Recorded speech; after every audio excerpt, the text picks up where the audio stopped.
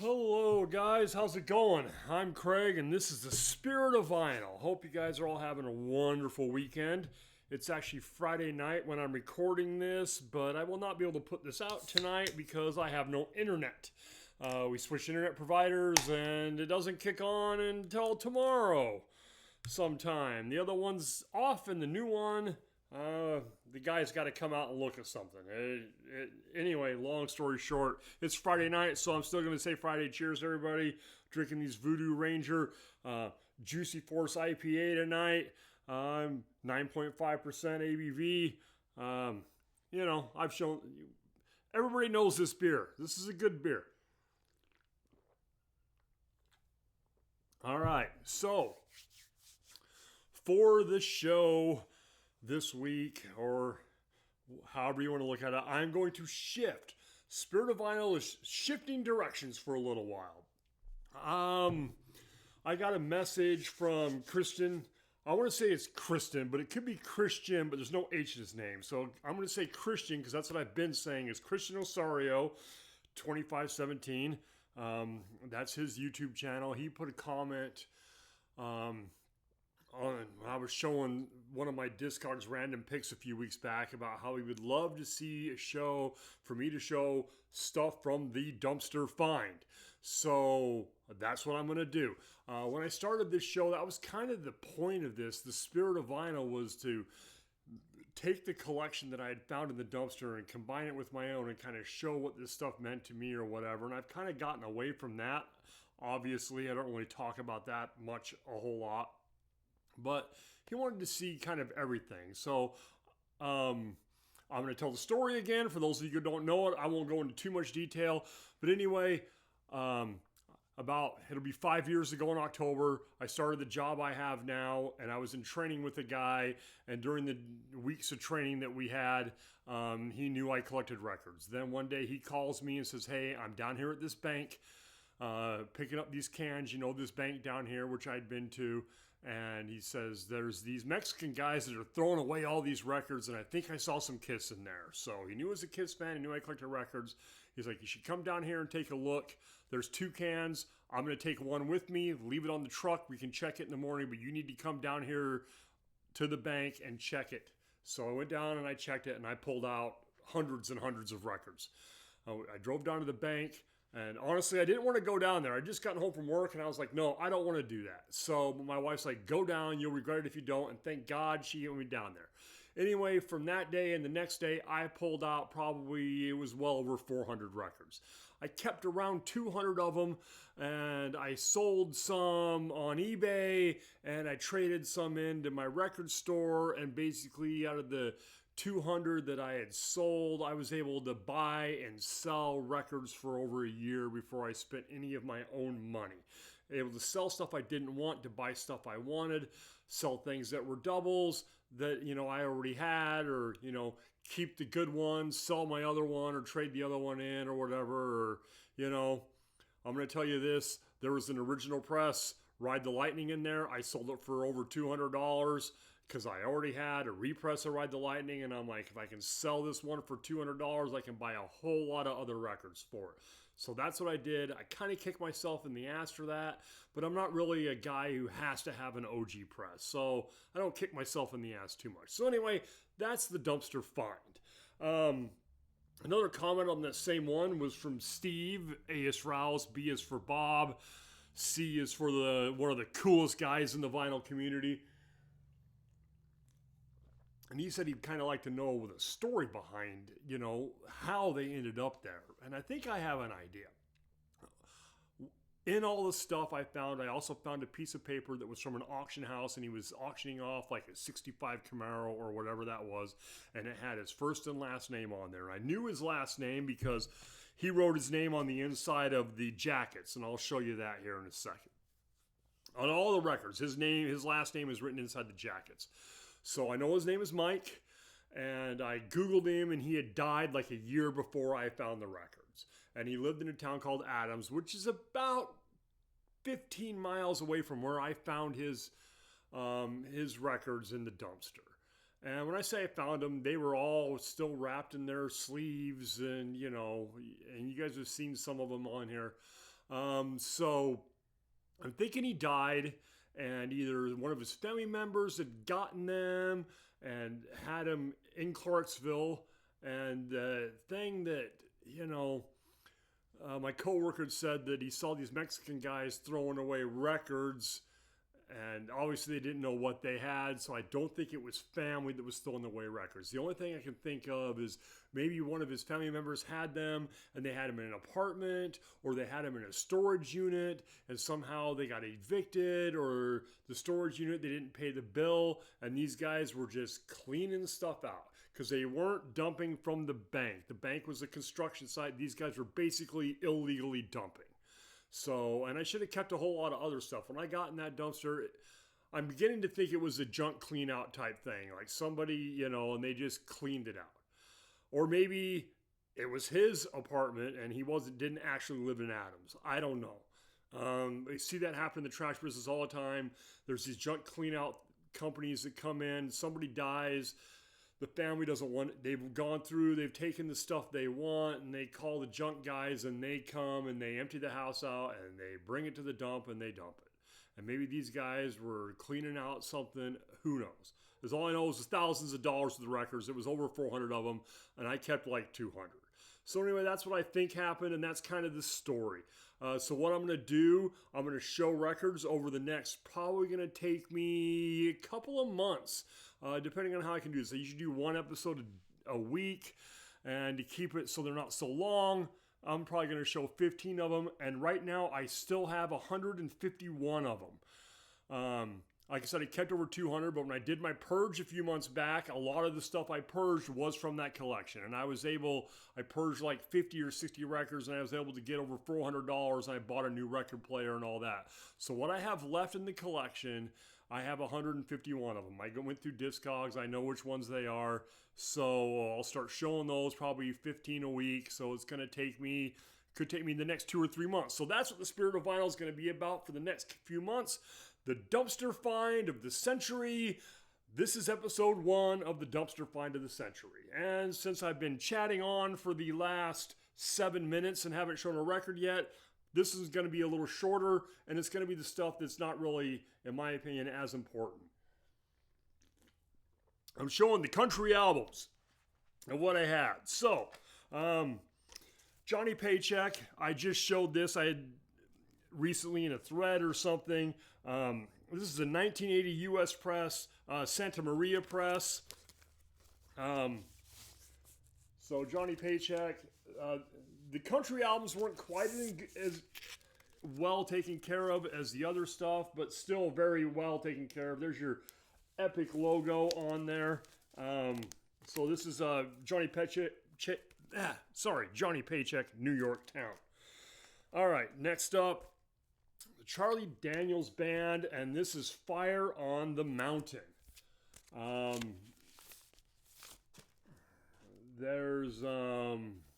This is a gatefold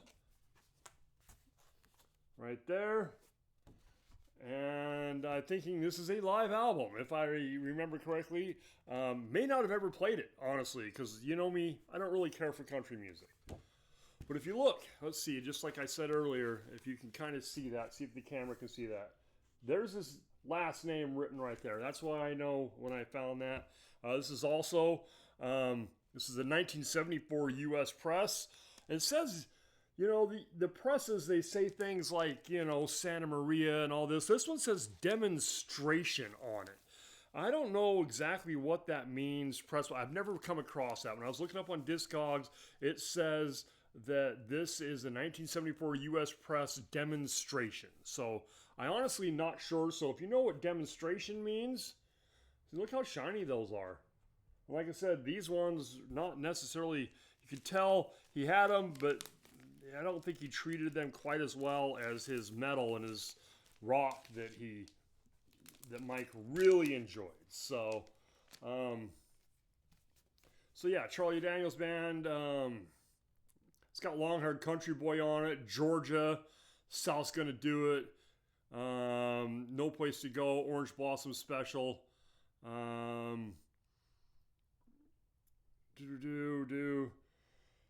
And I honestly don't know if this is a live album. It is called Fire on the Mountain, though, and all the pictures from the inside of the gatefold kind of leads me to assume that it's live. And I maybe have to listen to it. I do like, of course, Charlie Daniels, Devil Run Out of Georgia and all that stuff, but, and I did like, and I have listened to Johnny Paycheck, New York Town. That is a pretty good one. All right, next up, 1981 U.S. Press. This is Country Duos. It's a K-Tel record. And it's got 2, 4, 6, 8, 10 songs on each side. Single record. You know how these K-Tel ones are. I don't know if you can really see that, how closely they are. They probably compressed fairly badly. They are, it's a K-Tel record. So, who's on this one? Willie Nelson does Heartbreak Hotel with Leon Russell. Come a Little Bit Closer. Let's see, Fools by Jim and Ed Brown. Sugar Daddy by the Bellamy Brothers. Let's see, Mo Bandy's on here. George Jones and Johnny Paycheck. George Jones and Tammy Wynette do Two Story House. Dave and Sugar. Johnny Rodriguez and Charlie McClain. Johnny Cash and George Jones. I'll say It's True. It's True Love by Loretta Lynn and Conway Twitty. Those are all it's on there. If you're a country fan, this might be a great album for you. So that was a 1981 pressing. Let's see, next up I have Country Hits of the 70s, Volume 3. Another compilation record on here. This is not a K-Tel. This is on Columbia. There's your classic Columbia label right there. What I say this was a 19... Oh, hey, I didn't write down what year this album came out. But let's see. There's the back of it right there. Let's see who's on here. Charlie McClain, Willie Nelson, Marty Robbins, Mo Bandy, Johnny Duncan, Larry Gatlin, Tammy Wynette, Johnny Paycheck again, Mickey Gilley, and the Oak Ridge Boys. And they got dates on them, and the oldest one says 79. This album came out in 1981. So Country Hit of the 70s, Volume 3 on Columbia, 1981. All right, let's see. Next up, Willie Nelson. This is a Best Buy series. I think it's called Before His Time. It's on RCA Records. And it's a 1980 press. It's got the RCA Victor with the dog on there. This is the greatest hits album. It's got this little story about poets and heroes and all of that on here. I've read the back of it. So this is Before His Time is kind of some older Willie type of stuff on here. All right, probably the best kept, one of the coolest ones in the country selection is this Nitty Gritty Dirt Band, Stars and Stripes Forever. Japanese pressing, obviously, and from 1974. It's got some really cool pictures on the inner sleeve there. Double LP. Nice Obi, very well taken care of here. Let's see what I got going on here. There's the Japanese sheet that comes with it.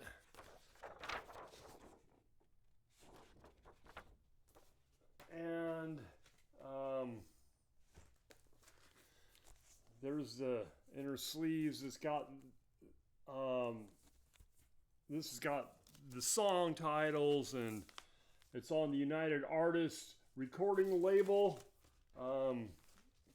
The other sleeve for the other one's got pictures of the band and cars and stuff. So I actually have listened to this, and it's live in parts and it's not in others.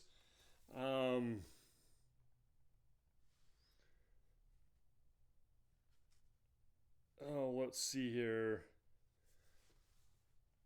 But yeah, I'm not gonna read it all right now. But yes, side one. Some of it's live, some of it isn't. Some of it's like studio. I was reading up on it. I did listen to this. It's actually pretty good. Kind of cool. So, and that was from 1974 Japanese press. The next one is also the Nitty Gritty Dirt Band. This one is called Let's Go. And this is from 1983. And this is the U.S. press. It's on Liberty Records. There we go.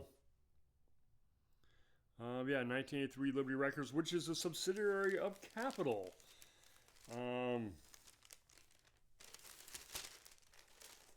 It's got a picture of the band on the back. No inner sleeve with this one, so if it came with it or if he lost it, usually these ones I found in the dumpster have everything in them. So when I find ones that don't, they may not have had one. So, all right, next up, Oak Ridge Boys Hits from 1980. This is a U.S. press, Pickneyville Press. It's on the Rainbow MCA label. The back just has song titles on it. You're the One, I'll Be True to You. Leaving Louisiana in the broad daylight. Sail Away, Y'all Come Back, Saloon. I should play this. This will take me right back to my childhood. My parents loved this band. Like I said, I found these in October 5 years ago. So 2021. Yeah, October 2021. Haven't played it because I don't like country music that much. So I have played some of these, but if I play that, that'll take me right back to my childhood. I don't know if I said that. That was from 1980 press. All right, next up, Larry Gatlin and the Gatlin Brothers Band, Greatest Hits. This is a 1980 U.S. Terre Haute press on the Columbia label. And there's your track listing if you want to see what's on there.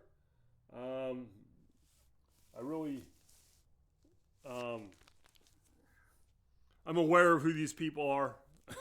Honestly, but none of those songs would mean anything to me. I may have heard them, I may not have, or whatever. Okay. Next up, 1981 U.S. Press, David Allen Coe, Invictus Means Unconquered.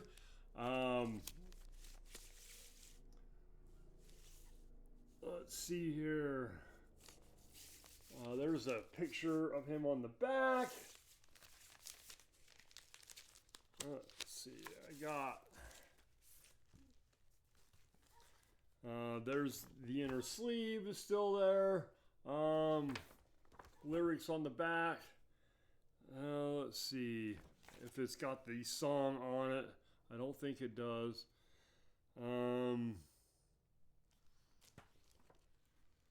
So yeah, the Purple Heart, London Homesick Blues, Stand By Your Man, Someplace to Come When It Rains, You Love Robin Banks, Rose Knows, Ain't It Funny The Way Love Can Do Ya, If You Ever Think of Me At All. So, and that is on the Columbia label also. So David Allen Coe, Invictus, 1981. And finally today, Waylon Jennings' Greatest Hits, 1979 U.S. Monarch pressing. I have played this one. I love this record, honestly. It's on RCA. It's got his own Waylon label on there. Like I said, this is from 1979. Yeah, Lonesome, Ornery, and Mean, Ladies Love Outlaws, I've Always Been Crazy, I'm a Rambo Man, The Only Daddy That'll Walk the Line. Let's see what's on the other side here. Amanda. So that's a good song. That's my wife's name, and she was actually named after this song. Story goes, when she was born, her uncle walked in, and he had just been... and her dad wasn't there or whatever. It was 1978. And her uncle walked in and like, what are you guys going to name the kid? The nurse asked, and he goes, we're going to name her Amanda, because he had just heard Amanda by Waylon on the radio on the way in. So that's how my wife got her name, because her uncle decided to name her after a song that he had just heard. There's Waylon having a dart, as Mike from MGK Boston would say. So, all right, well, I rambled on for 20 minutes. That's all the country that was found in the dumpster. Next week, when I do the next one, start with rock and roll. And, I mean, there's a ton of stuff in here. New wave of British heavy metal, regular metal, hard rock, pop rock. Like I said, there's 150 of them, and we've gone through, let's see, 1, 2, 4, 6, 8, 10, 12. So, probably at least another 8 or so episodes. So that's what the Spirit of Vinyl is going to be about for the next few weeks, next couple of months. We're going over everything I have found and the dumpster find of the century. So thanks for watching, guys. I really appreciate it. Cheers all for whatever day you're seeing this. Like I said, Friday night for me here. Probably get this out on a Saturday. So happy weekend. I love you all. Thanks for watching. I really appreciate it. We'll talk to you all later.